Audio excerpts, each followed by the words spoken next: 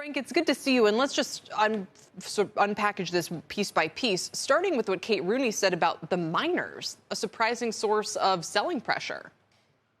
Yeah, I mean, they're part of this over-leveraged story, right? They had to, they borrowed funds to buy a lot of these mining rigs and were, like many traders, over-levered. And now with Bitcoin declining, they kind of have to navigate this broader deleveraging. But it's a brutal market. I've never seen this amount of leverage sucked out of the system in such a short span of time. And right now, the traders I talk to say that they have a lot of counterparties that have failed, to your point earlier, or we don't even know what their status is in terms of their exposure and the degree to which they've engaged with Three Arrows. So it's a pretty cautious period right now. Yeah, it feels to me a little bit like the spring of 2008, where you had the collapse of Bear Stearns, but then this kind of quiet period where everything was fine over the summer, and then another wave of selling pressure hit. What are people you talk to saying about the way it feels? Well, I think it's a big wake-up call for people who are in the market, right?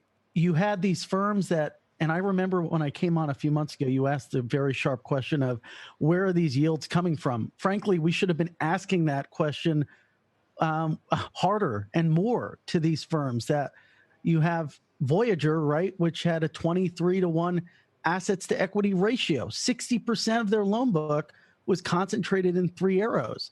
And so it looked nice when you had the juicy yields, but behind the scenes in the background was just a huge amount of irresponsible risk-taking, to sort of echo on Mike Novogratz there. And now we're all asking these questions. And I think the question of trust and whether or not we can trust certain counterparties is at the forefront in a way that it's never been, at least during this cycle. What do you think FTX's moves are from here? I mean, are they in this for the very long run, or should we expect them to start shaking things up even more in the months ahead?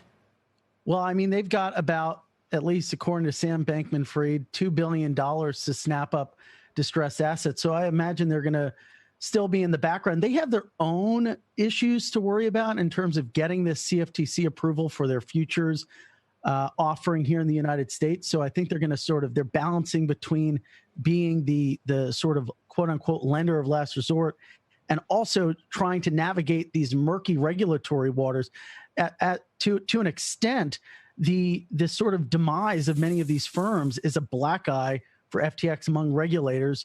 You have, it was just reported a few moments ago that FDIC is looking into Voyager's marketing on its product, which it kind of misled investors that their funds, USD funds,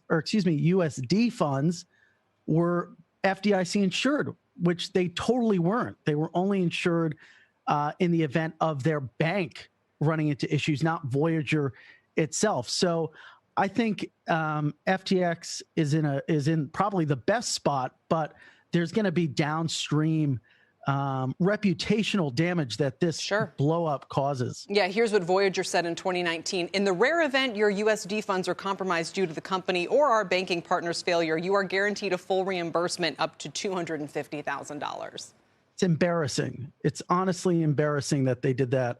And frankly, a lot of these companies in this market have misrepresented what they are to the end client. Look at Celsius, talking about how they are the unbank yourself with Celsius. If you look at what's happening behind the scenes to get those yields, they're doing things that banks do.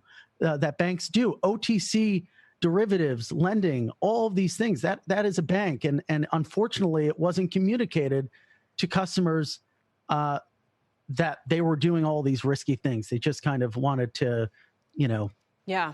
Well, you know what they say, you can never judge a man till his death. And in a way, I wonder if regulators are taking many of the data points as we're getting through the collapse here to actually tell them how to regulate this entire space going forward, for better or for worse. Frank, we'll leave it there. Thanks for your time.